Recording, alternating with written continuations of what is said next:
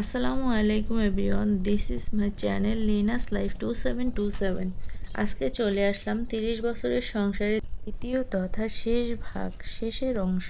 আমার স্বামী বাড়ি থেকে বেরিয়ে যাওয়ার সময় আমার যত স্বর্ণের গহনা ছিল সব নিয়ে গেল, তার সাথে নগদ টাকাও নিয়ে গেল।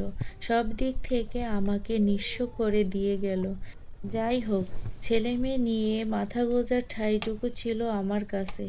হঠাৎ করে জানতে পারলাম জি, আমাদের বাড়িটাও ছাড়তে জি হবে। আম্মু। বাড়িটা নাকি আমার কেন ভাসুরের কাজ নামে করে খাইতে লিখে হবে না? দিয়েছে আমার স্বামী। শুরু হলো আমার নতুন যুদ্ধ।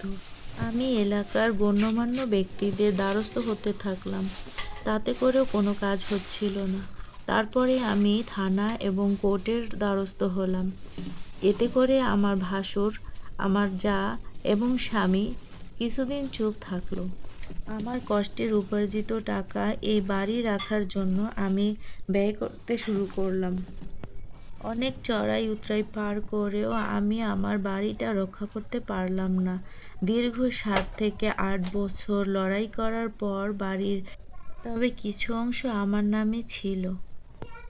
এত কিছুর পরও আমার স্বামীকে আমি বারবার ফিরিয়ে আনার চেষ্টা করেছিলাম, কিন্তু সে আর আমাদের কাছে ফিরতে চায় না।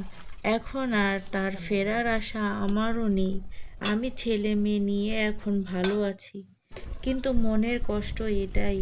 এত পরিশ্রম করে বাড়ি তৈরি করেছি, সংসার সাজিয়েছি, কিন্তু সেই সংসার আজ আর আমার নেই।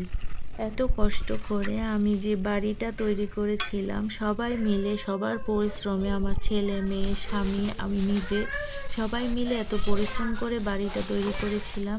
আজ সেই বাড়িটি আমরা পুরোটা ভোগ করতে পারছি না। শুধু কিছু অংশ আমাদের আছে, সেটাতেও এখন দোকান দেওয়া হয়েছে। শুনেছি আল্লাহ নাকি পাপের বিচার দুনিয়াতেই করে। আজ আমার ভাসুর স্ট্রোক করে বিছানায় পড়ে আছে। আমার স্বামীর টাকায় তাদের পুরো সংসার চলছে।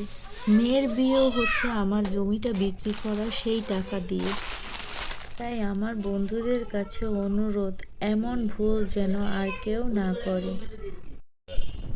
আপনারা এতক্ষণ যে গল্পটি শুনছিলেন সেটি ছিল আমার প্রতিবেশী এক আন্টির, তার জীবনের গল্প।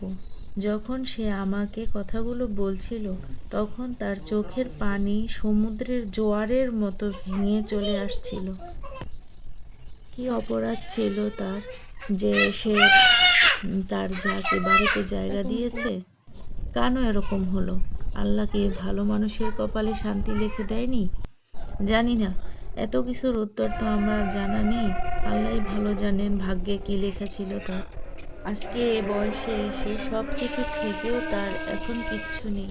সে এখন নিঃস্ব।